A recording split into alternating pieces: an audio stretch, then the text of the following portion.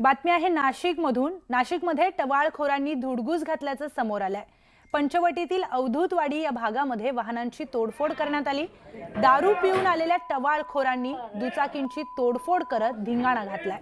स्थानिकांनी घटनेचा थरार मोबाईल कॅमेऱ्यामध्ये कैद केला।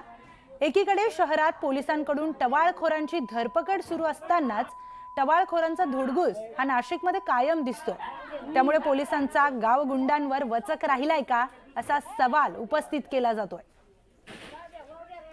आपण बोलूयात आपले नाशिकचे प्रतिनिधी लक्ष्मण घाटोळ यांच्याशी। लक्ष्मण, नाशिकमध्ये एकीकडे आपण बघतोय की टवाळखोरांना आणि गुंडांना नाशिकमधले पोलीस अधिकारी पळवून लावण्याचा प्रयत्न करतायत, पण दुसरीकडे आपण बघतोय की हेच टवाळखोर तोडफोड करत धिंगाणा घालतायत। खरं तर नाशिक शहरामध्ये गेल्या काही दिवसांपासून नाशिक पोलिसांकडून मोठ्या प्रमाणात या टवाळखोरांवरती कारवाई केली जाते। त्यांचे अड्डे उद्ध्वस्त केले जात आहेत। त्यांच्या रेकॉर्डवरील असलेल्या गुन्हेगारांवर देखील नाशिक पोलिसांकडून कारवाई केली जाते। मात्र शहरात पोलिसांकडून एका बाजूला अशा स्वरूपाची कडक कारवाई केली जात असताना दुसरीकडे मात्र टवाळखोरांचा धुडगूस थांबायचं नाव घेत नाहीये।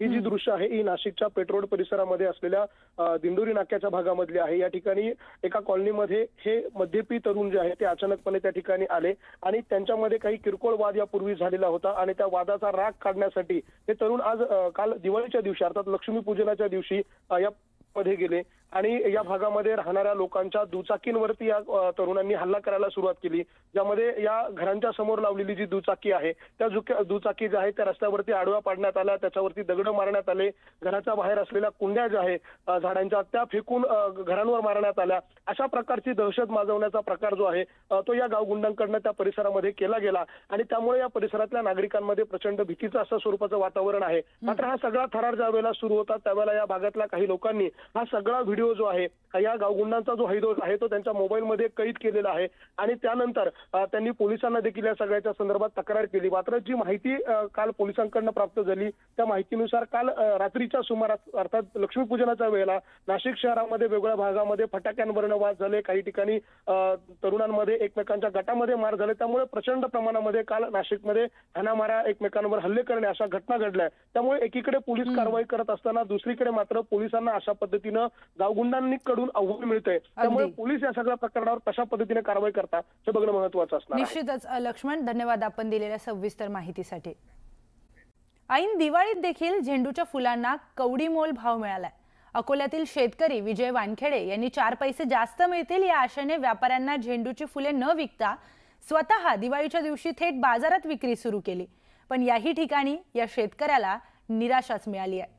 फक्त 10 रुपये किलो झेंडूच्या फुलांना भाव मिळाल्याने शेतकऱ्याने संतापून सगळी झेंडूची फुलं ही रस्त्यावर फेकून दिली। बाबा बाजारातून येतील आणि आपल्यासाठी दिवाळीला गोडधोड खायला आणतील अशी आस मुलांना लागली। मात्र कवडीमोल भाव मिळाल्यानं घरी काय घेऊन जावं यावेळी भावूक होत शेतकरी रस्त्यावर सगळीच फुलं टाकून गेलाय।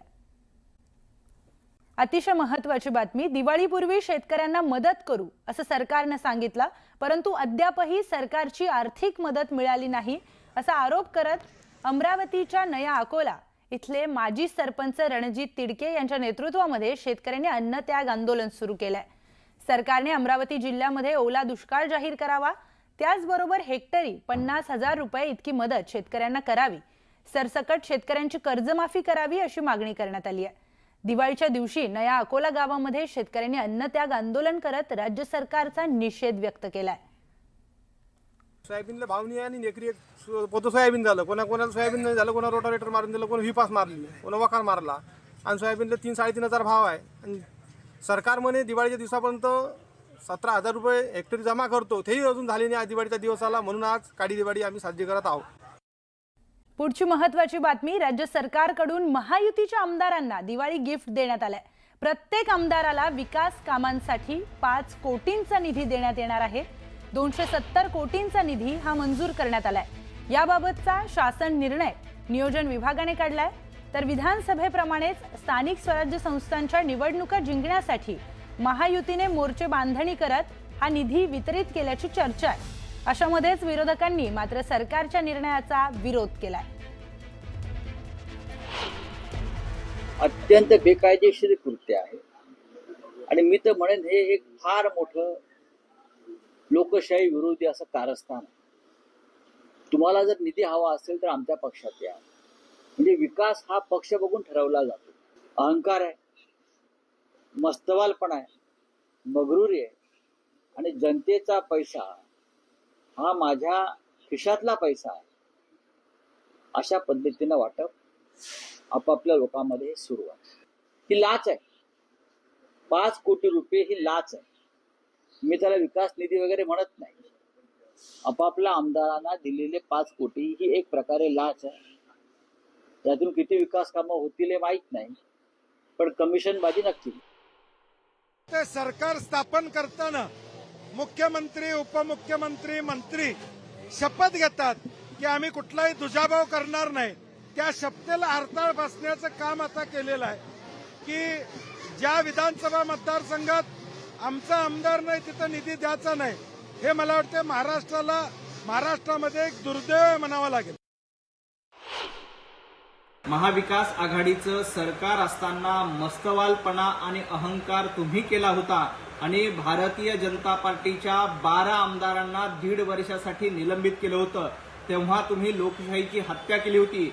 12 आमदाराला 1.5 वर्ष मानधन दिलं नाही, निधी दिलं नाही.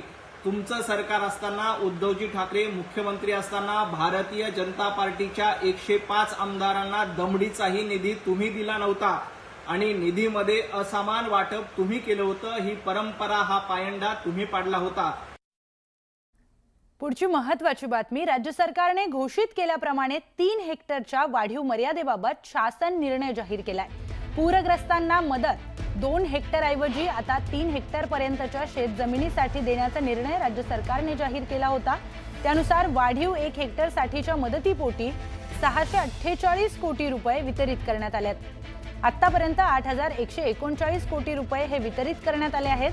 तर राज्यातील 6,56,310.83 हेक्टर क्षेत्रातील बाधित पिकांच्या नुकसानीपोटी 6,12,177 शेतकऱ्यांना याचा लाभ होणार आहे. यापूर्वी या शेतकऱ्यांना 2 हेक्टरपर्यंत मदत मंजूर करण्यात आली होती, पण आता अतिरिक्त 1 हेक्टरसाठी ही वाढीव मदत देण्यात येणार आहे. बातमी आहे जळगाव जिल्ह्यातून. जळगाव जिल्ह्यामध्ये सीसीआय तर्फे कापूस खरेदीचा मुहूर्त अद्यापही निघत नसल्याचं चित्र आहे. अगोदर 1 ऑक्टोबरला जिल्ह्यामध्ये 23 खरेदी केंद्र सुरू होणार होती, मात्र याला अद्यापही मुहूर्त मिळत नसल्याचं पाहायला मिळत आहे.